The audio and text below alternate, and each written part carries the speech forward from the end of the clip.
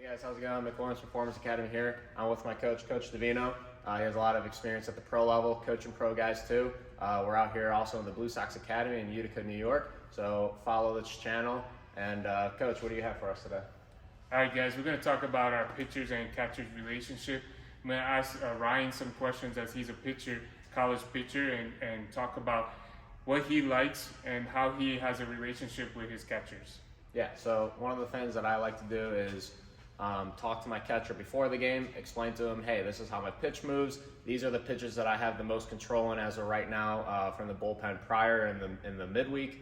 And then from there, as we throw the bullpen together, we really get on cue as to how the pitches are moving, what's working, what's not working. And then also too, then from there, when it comes to the in-game situation, it's important that when we build that relationship that we already know what we're calling before I step on the rubber and before I look at the signs. So for me, I would throw a pitch, whether the result was a strike or a ball, I'll walk back to the mound already thinking in my head, hey, this is the pitch that I want to throw. And then when my catcher calls it, then from there, that's where the confidence starts to play into a pitcher, because he knows that my catcher is on time. He's thinking about what I want, and then from there you have that catcher-pitcher relationship bond, and then again from there your results, in my opinion, and from what I've experienced and what he's learned at the pro level, that's how you start building the success as a catcher-pitcher.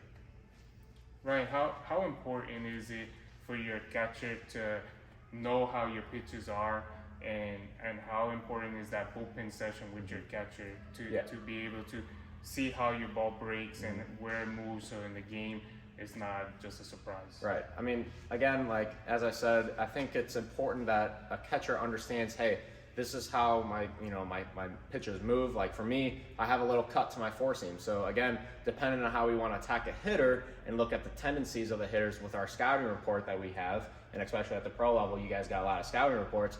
It's important, like, hey, this is how my pitch moves, and this guy has a really long swing or a really loopy swing or an inside-out swing where a fastball inside that has a little bit of movement that cuts in. It could be, it could be useful and it could be effective. So again, like during that bullpen, it's important that you show all of your pitches to the catcher so he has an understanding, hey, this is how his pitch moves, this is how his 2C moves, and also the starting point too. So for me, my biggest thing is that I need to figure out where I want to start my pitch at, because I have a lot of movement on my pitch. So for my catcher in the bullpen, it's important to be like, hey, like this is where I want to start my fastball and my four seam because it has this much movement to it. And so from there, your catcher, when it comes to the in-game, he can start setting up at a good starting point to receive a pitch correctly, so the umpire will be more willing to expand the zone and get that strike called. Ryan, when a catcher and a pitcher have a bond together, it's very important because now the catcher understands what you want to throw and how you want to throw it, and how you feel on the mound. If you're rushing too much, he might come out there. He knows, kind of like Yadi Molina. I mean, the relationship between him and Adam Wainwright is amazing. Right. And he knows what he's thinking and what he wants to do on the mound. How important is that for you at the college level? I mean, again, I think it's important because not only when you're in the bullpen session and you're understanding how his pitch moves, through that relationship and through the bullpen and through the preparation that you did from the week building up to the start, if something seems off, that's when the catcher can call time. Give myself a break, or even any other pitchers, like give them a break and like have them understand, like, hey, this is what we worked on in this bullpen. This is how we're going to attack this hitter. And again, I think when it comes to building that relationship, your confidence is going to be there because you trust the guy behind the plate. A lot of things that I see now is that there isn't a good relationship between the catcher-pitcher, even outside the baseball field.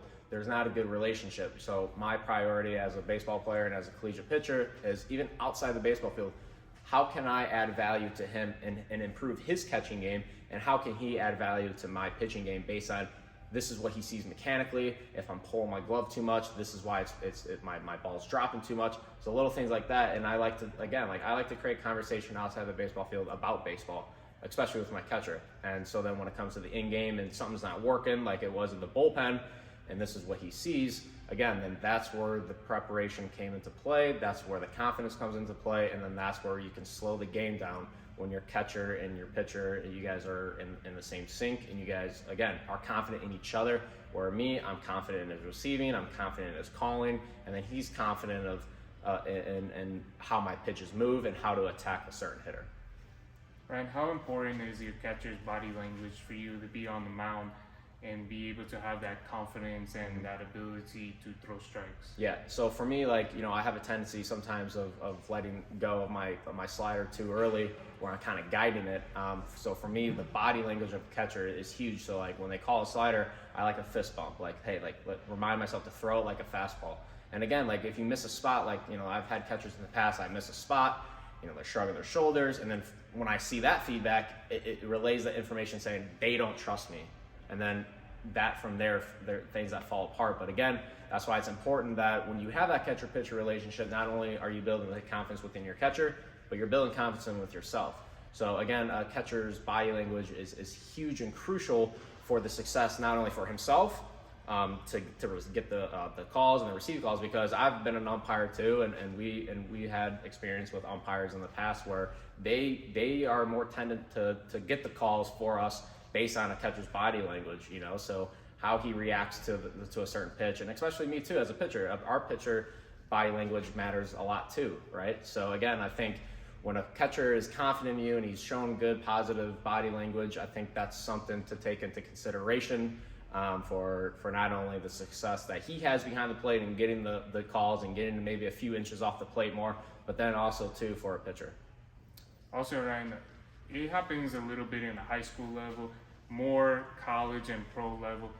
How does it make you feel when you get off the mound and your catcher at the end of the inning and your catcher's there waiting for you and walking back to the dugout and communicating with you? I mean, how important is that for you as a pitcher?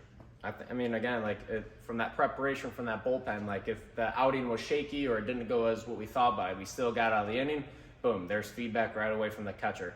And if we had a really good outing, boom, there is my catcher. He's right there saying, hey, like, let's go, like, awesome job. Like, this is what we worked at all week, right? So again, like, I think the broad scheme of things, it's always about how are you and your catcher, how is your relationship? So again, like, even if you have a terrible outing, right, your catcher should still be there for you and be willing to get back to work with you that following, because he knows your abilities, he knows your skill level, he knows how your pitches move, and then from there, that's where, even if you have a bad outing, that's where you can keep adding the value, adding the consistency, and then keep prepping for the next outing.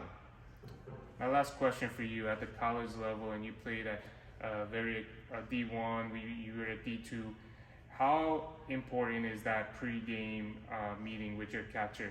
How to prepare for that game and how you're gonna attack those hitters? Yeah, so again, like after that bullpen during the midweek, that's why, in my opinion, outside the baseball field, it's still important to build that relationship, because even after that bullpen, we get together with the team and then we talk about, hey, what are these hitters on the other team like? What are their tendencies? Watch film, and then from there, it's just we talk about, before the game, it's about, hey, this is how we're going to attack this hitter based on what we saw movement-wise from your pitches in the bullpen and also from that scouting report. So again, it's very important to not only, again, prep for the midweek for that outing and the weekend or whenever you're pitching, but also too, like before the game, just go over what we talked about in the bullpen and the scouting report, again, to build that confidence and to have this and to be on the same page of, hey, this is what we're going to call against this guy.